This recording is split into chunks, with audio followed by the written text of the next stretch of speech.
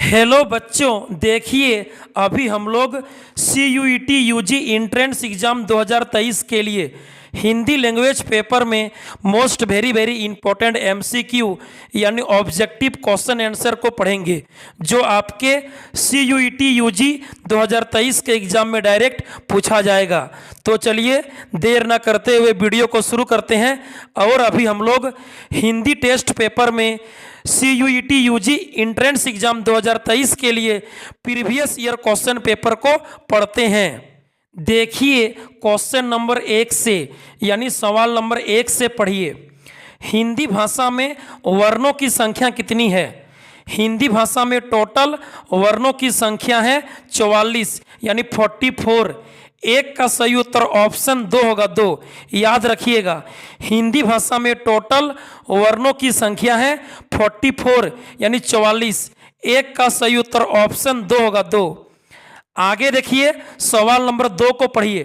Question number 2 है, दिए गए शब्द का विलोम शब्द कीजिए। नीचे जो शब्द दिए गए हैं उसका विलोम शब्द यानी उल्टा शब्द बताना है। अपेक्षा, अपेक्षा का हो जाएगा उपेक्षा, ठीक है। अपेक्षा का विलोम शब्द उल्टा शब्द हो जाएगा उपेक्षा। 2 का सही उत्तर ऑप्शन 2 होगा, 2। अपेक्षा का होगा उपेक्षा। आगे देखिए सवाल नंबर 3, क्वेश्चन नंबर 3 को पढ़िए। दिए गए शब्द का पर्यायवाची शब्द ज्ञात कीजिए। नीचे जो शब्द दिया गया है उसका पर्यायवाची शब्द बताना है। जग, जग का हो जाएगा लोक, ठीक है। जग का होगा लोक, याद रखिएगा। जग का पर्यायवाची शब्द हो जाएगा लोक। 3 का सही उत्तर ऑप्शन 3 होगा, 3 का 3। आगे देखिए सवाल नंबर 4, क्वेश्चन नंबर 4 को पढ़िए, समझिए। दिए गए शब्द का पर्यायवाची शब्द ज्ञात कीजिए। नीचे शब्द दिया है छोटा भाई। छोटा भाई शब्द का पर्यायवाची शब्द हो जाएगा अनुज, ठीक है। 4 का सही उत्तर ऑप्शन 2 होगा, 4 का 2। छोटा भाई शब्द का पर्यायवाची शब्द होगा अनुज, 4 का 2। आगे देखिए सवाल नंबर 5, दिए गए शब्द का संधि विच्छेद ज्ञात कीजिए। नीचे शब्द दिया है यशोगान। यशोगान शब्द का संधि विच्छेद हो जाएगा ऑप्शन 2 यष्ठा जोड़ गान, ठीक है। यशोगान का संधि विच्छेद होगा ऑप्शन 2 5 का 2 यष्ठा जोड़ गान। 5 का सही उत्तर होगा ऑप्शन 2 यशोगान का संधि विच्छेद यष्ठा जोड़ गान होगा। आगे देखिए सवाल नंबर 6 को पढ़िए। सवाल नंबर 6 है, संधि कहते हैं, 2 वर्णों के मेल को संधि कहते हैं, ठीक है। याद रखिएगा, संधि किसे कहते हैं? 2 वर्णों के मेल को संधि कहते हैं। 6 नंबर का 1 नंबर होगा, 6 का सही उत्तर ऑप्शन 1। आगे देखिए सवाल नंबर 7, 7 को पढ़िए। 100 उपसर्ग युक्त शब्द है। 100 उपसर्ग युक्त शब्द है। 7 का सही उत्तर होगा 100 कर्म, ठीक है। 100 जोड़ कर्म यानी 100 कर्म। देखिए उपसर्ग वे शब्दांश होते हैं जो किसी शब्द के पहले लगते हैं, ठीक है। उपसर्ग वे शब्द होते हैं जो किसी शब्द के पहले प्रयुक्त होते हैं। तो 100 उपसर्ग युक्त शब्द है। 7 का सही उत्तर होगा ऑप्शन 4, ठीक है। 7 का 4। 100 कर्म यानी 100 जोड़ कर्म 100 कर्म, 7 का 4 होगा। आगे देखिए सवाल नंबर 8, क्वेश्चन नंबर 8 को पढ़िए, समझिए। इला प्रत्यय वाला शब्द है जोशीला, ठीक है। जोश जोड़ इला जोशीला। देखिए प्रत्यय वे शब्दांश होते हैं जो किसी शब्द के बाद में लगते हैं, ठीक है। प्रत्यय वे शब्द होते हैं जो किसी शब्द के बाद में प्रयुक्त होते हैं। यानी जोशीला मतलब जोश जोड़ इला जोशीला, ठीक है। जोश जोड़ इला जोशीला मतलब इला प्रत्यय वाला शब्द है जोशीला। 8 का सही उत्तर 1 नंबर होगा, 8 का 1। आगे देखिए सवाल नंबर 9, सवाल नंबर 9 को पढ़िए। 9 नंबर क्वेश्चन है, दशानन का समास विग्रह है। 10 आनन है जिसके हुआ यानी रावण का, ठीक है। दशानन का समास विग्रह होगा ऑप्शन 3। 9 का सही उत्तर ऑप्शन 3 होगा, 3। 10 आनन है मतलब 10 माथा है, 10 मुंडी है जिसके वह यानी रावण का। 9 का सही उत्तर होगा 3। आगे देखिए सवाल नंबर 10। आगे सवाल नंबर 10 को पढ़िए। देश निकाला शब्द का सही विकल्प चुनिए। ऑप्शन 2 होगा 2, देश से निकाला यानी तत्पुरुष समास। ठीक है, देश निकाला शब्द का सही विकल्प होगा ऑप्शन 2, देश से निकाला यानी तत्पुरुष समास। 10 का सही उत्तर ऑप्शन 2 होगा 2। आगे देखिए, आगे है मुहावरे के अर्थ का सही विकल्प चुनिए। क्या बोला? मुहावरे के अर्थ का सही विकल्प यानी सही ऑप्शन चुनिए। सवाल नंबर 11 है। आज सुबह से रात तक इतनी दौड़ धूप की है कि मेरी अंग अंग ढीला हो रहा है। इस मुहावरे का अर्थ होगा बहुत थक जाना। ठीक है, बहुत थक जाना। 11 नंबर मुहावरा का सही मीनिंग होगा बहुत थक जाना। 11 का 1 नंबर होगा, 11 का 1। आगे देखिए सवाल नंबर 12। देख लेना रमेश तुम्हारी सहायता नहीं करेगा, अगर मगर करते चलता फिरेगा। क्या बोला? सवाल नंबर 12 है, देख लेना रमेश तुम्हारी मदद तुम्हारी सहायता नहीं करेगा, अगर मगर करके चलता कर देगा। इस मुहावरे का सही मीनिंग होगा टाल मटोल करना, मतलब घुमा फिराकर बात करना। सहायता मदद नहीं करने के बहाने घुमा फिराकर बात करना, टाल मटोल करना, यही इस मुहावरा का मीनिंग होगा।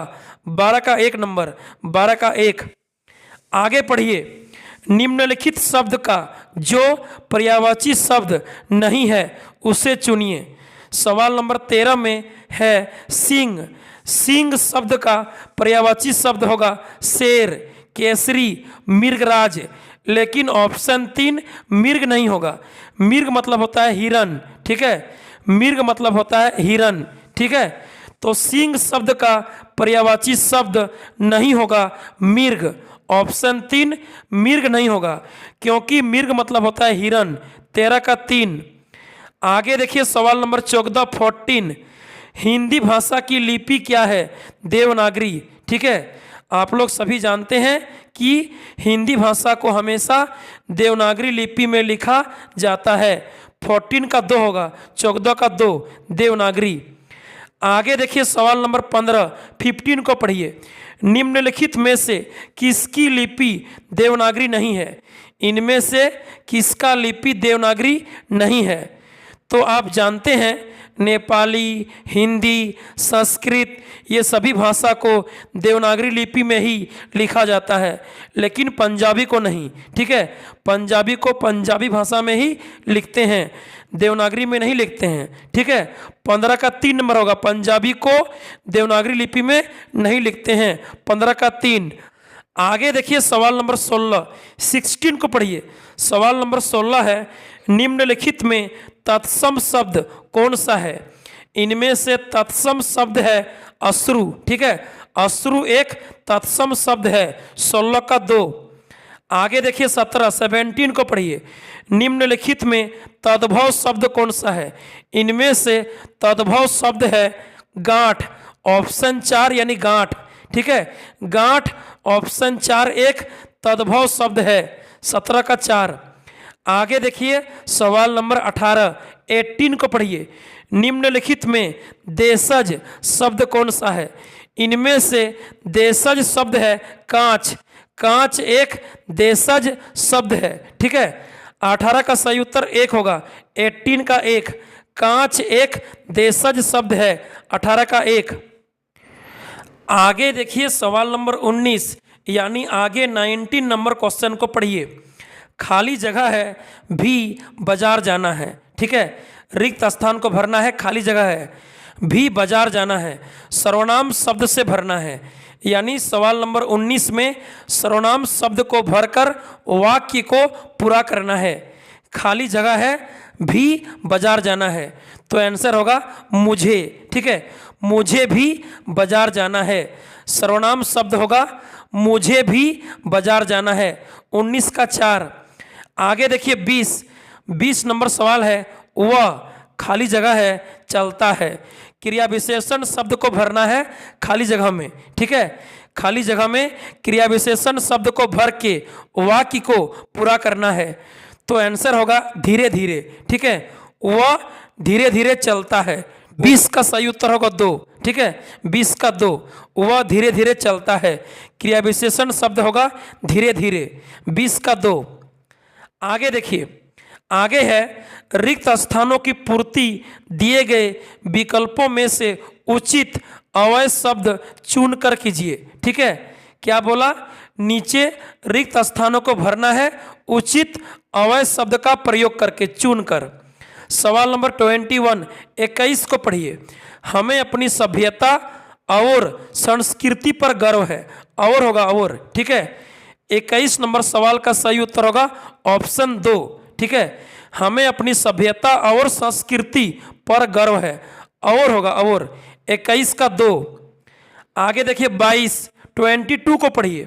खूब मन लगाकर पढ़ो ताकि परीक्षा में प्रथम आओ। 22 का 1 नंबर होगा, 22 का 1, ताकि। आगे देखिए सवाल नंबर 23। तेज दौड़ती हुई गई को उसने पकड़ लिया। वाक्य में तेज पद है, क्रिया विशेषण पद, ठीक है। देखिए, जब किसी क्रिया के पहले विशेषण हो तो उसको बोलेंगे क्रिया विशेषण पद, ठीक है। सवाल नंबर 23 को पढ़िए। तेज दौड़ती हुई गई को उसने पकड़ लिया। वाक्य में तेज पद है। देखिए, तेज क्या है? विशेषण। दौड़ती हुई तो दौड़ना क्या है? क्रिया।